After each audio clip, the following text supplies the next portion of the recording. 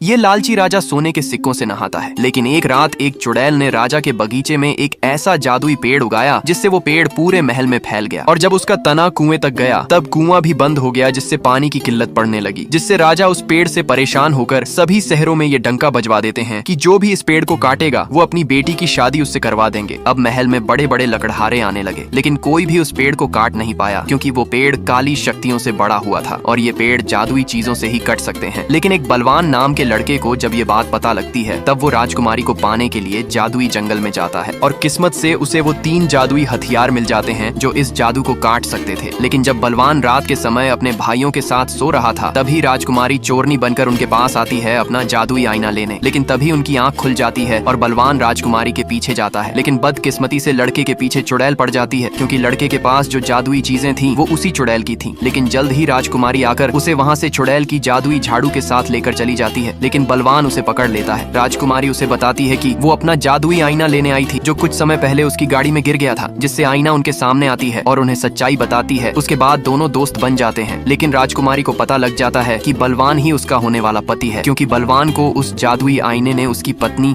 यानी कि इसी राजकुमारी को दिखाया होता है। जिस पर राजकुमारी उससे कहती है, मुझे नहीं लगता तुम्हारे जैसे बौने को कोई भी राजकुमारी अपनाएगी। लेकिन बलवान मुस्कुराते हुए बताता है, मैं उसके दिल में अपनी जगह बना लूंगा। फिर वो अगली सुबह पेड़ को काटने आता है, जिसे देख सभी लोग उसके ऊपर हंसते हैं। लेकिन जब वो अपने जादुई कुल्हाड़ी से उसे काटता है तब वो जादुई पेड़ पहले जैसा छोटा हो जाता है और कुएं में फंसे पत्थर को जादुई पिकैक्स से तोड़कर उसे मूर्ति के रूप में बना देता है जो शाही लगता है, और उसमें जादुई जीवनदायिनी पानी दे देती है, जिससे अब उनको पानी की कमी नहीं होती। अब यहाँ तक देख ही लिए हो तो लाइक करके जाना।